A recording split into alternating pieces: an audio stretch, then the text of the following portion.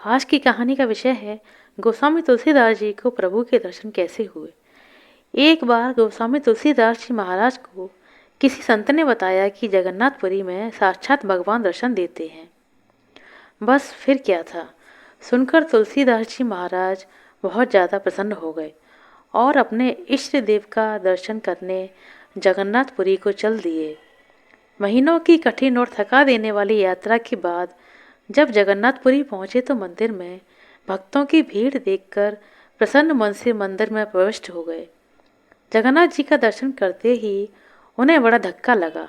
वे बड़े निराश हो गए और विचार किया कि यह हस्तपाद विहीन देवता, बिना हाथ पैरों वाले देवता, जगत के सबसे सुंदर और नेत्रों को सुख देने वाले मेरे इष्ट श्री राम नहीं हो सकते।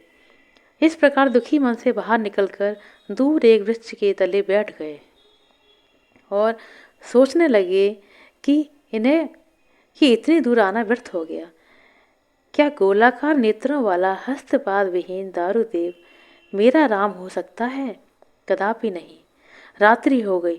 थके मादे भूखे प्यासे तुलसी का अंग टूट रहा था। अचानक एक आहट हुई और वो आहट वे ध्यान से सुनने लगे। बालक बोला, अरे बाबा। तुलसीदास जी बोले, कौन है? एक बालक हाथों में थाली लिए तुलसीदास जी को पुकार रहा था।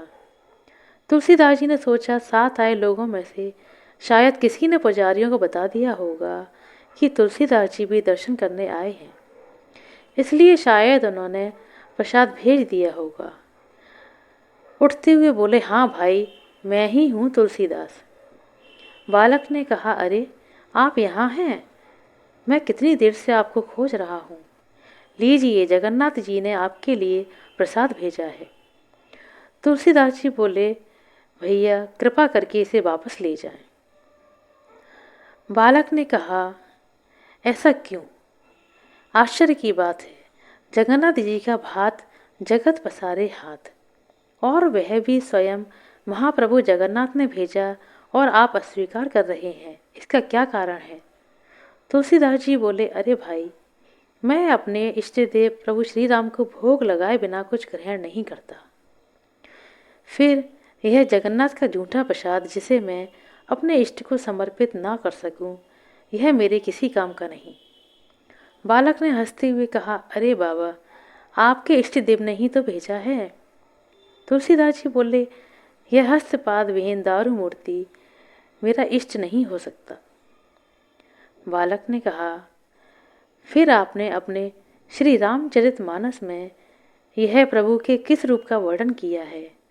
बिनु पद चलई सुनई बिनु काना, कर बिनु कर्म करई विधि नाना, आनन रहित सकल रस भोगी, बिनु बानी बकता बड़ जोगी।